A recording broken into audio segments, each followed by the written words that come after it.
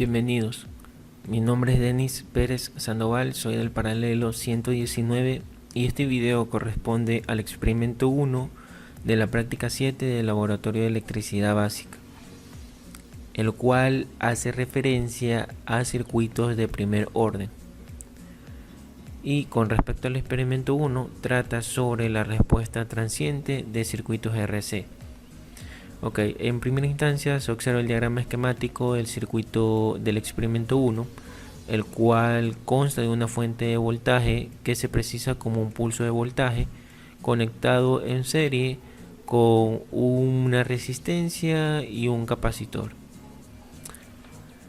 Como primer punto se pide simular el circuito de la figura 1 en el software Multisim utilizando la plantilla de Nielvis 2. Además, utilizar el generador de funciones de Nielvis 2 y ajustarlo con una que entregue una señal cuadrada con una amplitud de 10 pp, que es voltaje pico a pico, y también utilizar los canales del osciloscopio para medir tanto el voltaje del generador como del capacitor. En adición, utilizar los cursores del osciloscopio para medir el voltaje del capacitor y determinar la constante de tiempo del circuito, y también realizar los cálculos teóricos que validen los resultados simulados y completar la tabla de valores de los componentes del circuito 1. Para el primer punto vamos a utilizar el software Multisim 14.1 y la plantilla de Nielvis 2. Aquí tenemos abierto ya Multisim. Primero vamos a introducir los componentes. Podemos hacer clic derecho en Place Component o ir a la sección de Place Component. Vamos a la sección de Basic, Resistor,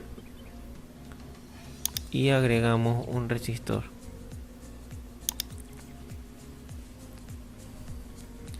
Ahora el capacitor y agregamos un capacitor.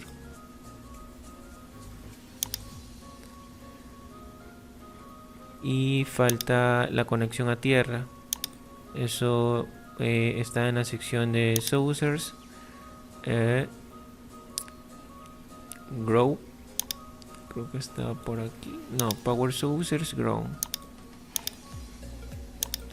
y agregamos la conexión a tierra. Una vez que tenemos los componentes, vamos a modificar su valor. Para este experimento, el valor de la resistencia R1 es de 10K.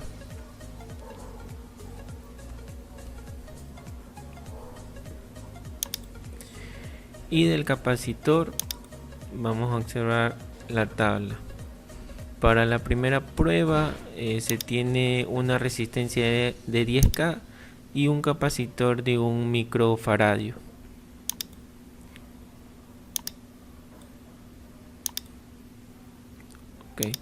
Una vez tenido los componentes con su valor respectivo, se procede a conectar los componentes.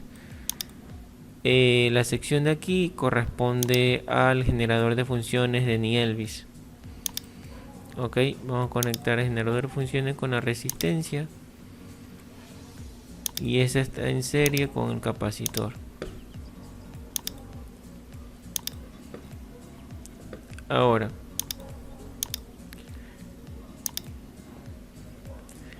hay que configurar el generador de funciones para que entregue una señal cuadrada con amplitud de 10 pp, y en la primera prueba se pide con una frecuencia de 10 Hz.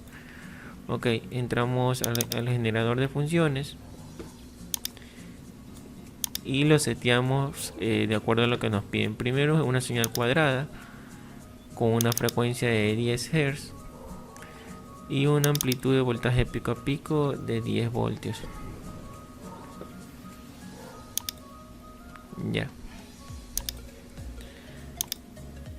Una vez que tenemos todo configurado, vamos a utilizar el osciloscopio Tektronix para proceder a medir lo solicitado. Ok. El canal G es el canal que va conectado a tierra.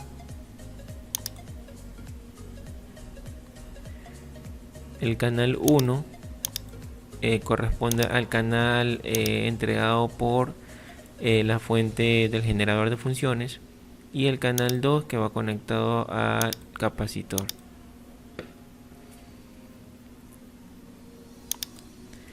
Ya, aquí se utilizan los canales CH1 y CH2 del osciloscopio para medir el voltaje del generador y del capacitor.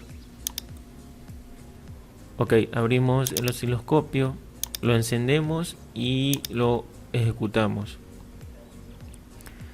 Bueno, aquí se observan las dos señales, tanto de la fuente del generador como del capacitor, y podemos ajustarla con la opción de AutoSet. Bueno, aquí se aprecian las dos imágenes y vamos a seguir ajustando para poder medir el voltaje del generador y el voltaje del capacitor. Podemos ajustar de acuerdo a la sección por división, que en este caso corresponde al eje X, el cual es el tiempo. Aumentarlo o disminuirlo. Ok, aquí los disminuimos, y también podemos ajustar la sección de volts por división, que corresponde al eje Y, tanto de las dos señales.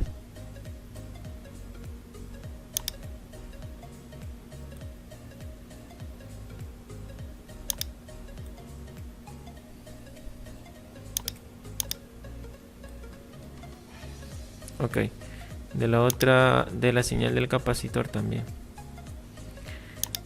Las dos las centramos.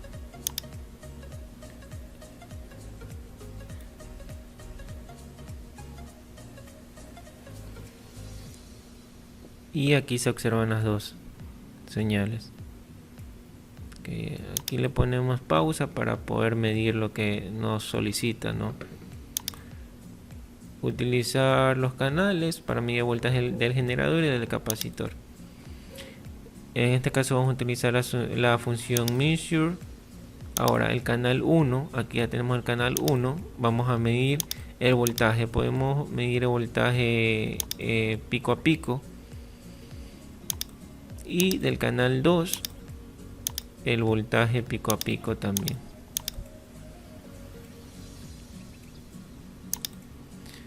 En este caso ejecutemos bien.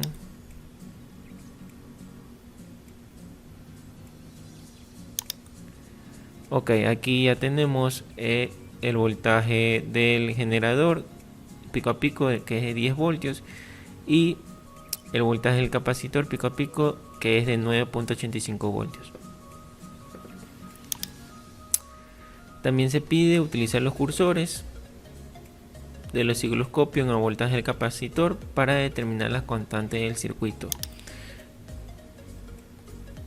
Aquí se va a utilizar la función de cursores, y lo que se va a medir es el tiempo. Ok, bueno, y se ajusta para medir el tau del capacitor, en este caso de la señal del capacitor.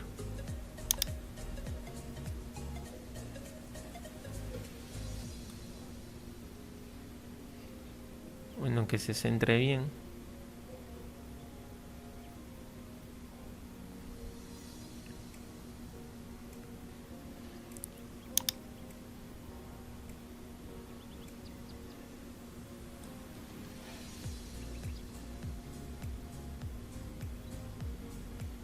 Bueno, aquí podemos medir. Podemos ponerle pausa y medir. Bueno, el tau también representa el tiempo que el capacitor toma para cargarse. Aquí se precisa que el tiempo es de 10 milisegundos.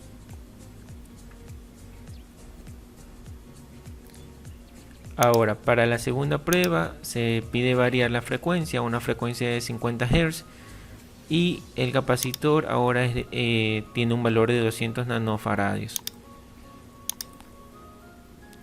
Cerramos el y cambiamos, modificamos la frecuencia, ahora es de 50 Hz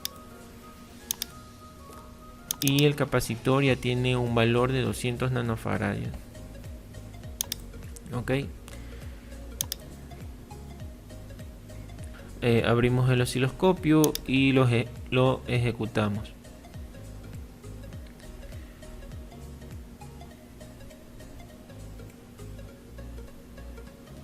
Vamos a la función de AutoSet para auto ajustar las dos gráficas que se procesan y aquí se evidencia. También vamos a ajustar este tipo de señales a través de los voltios por división.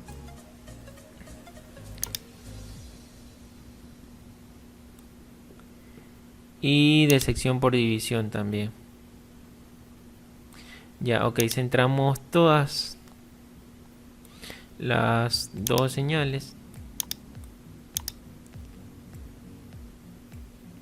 Ya, una vez centradas, vamos a utilizar la función de measure para calcular el voltaje del generador y del capacitor con los valores modificados. Ok, aquí en el segundo canal vamos al canal del capacitor y vamos a medir el voltaje pico a pico. Y aquí se observa que el voltaje pico a pico del generador es de 10 voltios y el voltaje pico a pico del capacitor es de 9.85 voltios. Ahora con la función cursores vamos a medir el tau o la constante de tiempo que le toma al capacitor encargarse.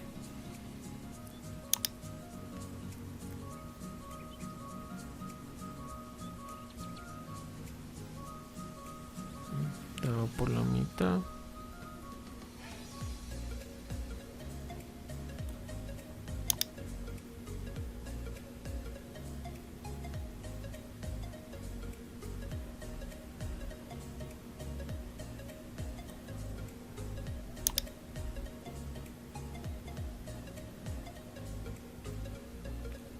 Ahí por ahí midiéndolo dependiendo las divisiones por,